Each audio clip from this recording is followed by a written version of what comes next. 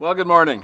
Um, if you're familiar with Port Colborne BIC Church, you know that within our congregation, there are a group of Maple Leaf fans, and there are a group of Montreal Canadian fans. And throughout the hockey season, there's a lot of chirping going on between these two groups. Depending on who won the night before, it can get sometimes pretty brutal. But it's all in fun. We have a great laugh about it all. Uh, Today, I would like to congratulate the Montreal Canadiens. They played a great series. They, um, the outcome was not what Leaf fans were looking for. In fact, it was pretty disappointing. But they played good.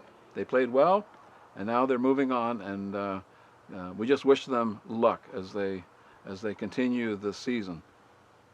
The day after the loss of the seventh game, somebody put on Facebook, um, well, after the latest Maple Leaf playoff collapse, it's obvious that things are returning to normal. And I don't know what to say to that other than go Jays, go. Hi, my friends. Yes, we're in the backyard of our home here in Port Colborne on the deck of the house. John and I have had our Cafe Mocha. Cheers. And we are coming to you from here today. Yesterday, I had orthoscopic knee surgery to repair a torn meniscus muscle. Yes, I walked out of the hospital after the surgery, but I'm taking some time to recuperate. And the really interesting fact is, when I arrived to see the surgeon, Dr. Craig Hogue from our church was assisting him, and that was kind of neat. So, anyways, that happened yesterday, and that's what brings us here today. We're just relaxed out the back, and I'm recuperating a bit. So, I want to say this about our governmental restrictions and the road to reopening, they call it. We continue as is for now, hoping in July things will begin to open. Online ministry continues midweek, weekend services, so continue to tap into those. The summer will be slow return, hoping in July to have 15%. We're hoping 75 maximum at the church, then August, higher numbers, we'll see. Challenging times for sure. Challenging times. So to all my buddies that are Hab fans, we move on to the next round now with the Winnipeg Jets. To our blue and white friends, there's always next year. Enjoy the Lynx. Go Habs, go. Just had to say it. Just had to say it.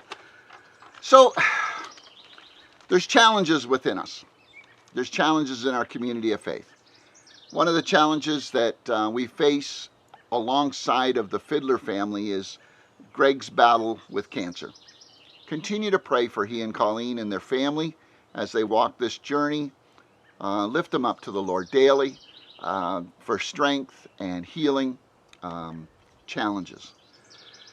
There's challenges in our nation with deeply disturbing news of a discovery of the remains of 215 Indigenous children at a residential school in Kamloops, BC. You've noticed the pictures, the orange colors, the declaration that every child matters. There's anger, there's disbelief, there's grieving, there's demanding answers, family conversations, deep family conversations, wearing of orange this past Monday, placing of 215 pairs of children's shoes at legislature buildings, a call to reconciliation, and today, and I know that our nation is gripped by it, but today it challenges us to recognize, and we want to just have a moment of silence. I've asked Pastor John to put on that decal that most of us have watched or seen with orange, and we're just going to have a moment of silence and to remember and reflect and to pray that God would bring reconciliation. What does that look like? I don't know, but that God would bring healing to our land through this very difficult time. Let's pause.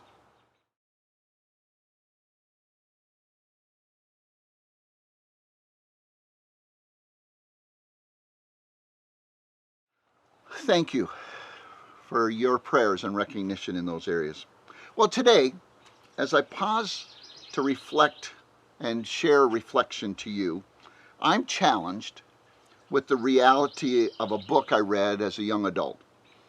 Years ago, Rebecca Pippert wrote a book called Out of the Salt Shaker into the World. It still resonates in my heart. And Jesus calls us to be salt and light. Matthew 5:13 says, "You are the salt of the earth." You, as followers of Christ. You and I are called to live our lives out with taste. And if we lose the saltiness, the Bible says, well, it becomes worthless.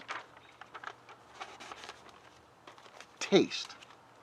In Pippert's book, her challenge is that we cannot hoard or hold back the salt. We must share it. In the winter, in an Ontario winter, the region has tons and tons of salt stored away to be applied to icy roads. And we need that salt for the grip on the roads. But it is no good stored in the building. It has to be applied. And we as followers of Jesus must be salt, not hidden in a building, but out and about.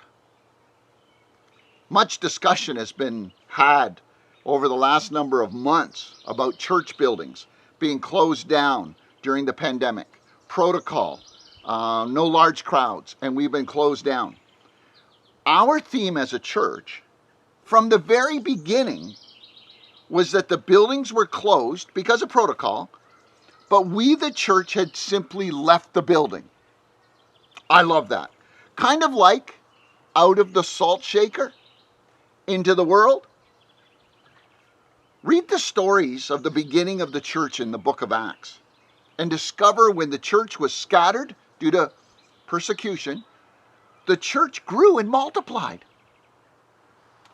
Read the history books about the churches in communist countries, persecuted countries, where the Christians weren't allowed to worship, where they went underground and they became even stronger.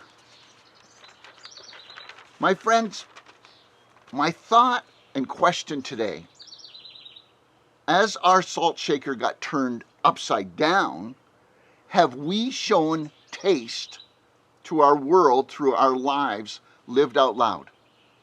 The taste of Jesus. No longer I go to church, but I am the church. Oh, we'll go back and we'll gather as community of faith again. We will. But as of now, we are the church outside that building, outside the salt shaker. This is a challenge to me as well, my friends.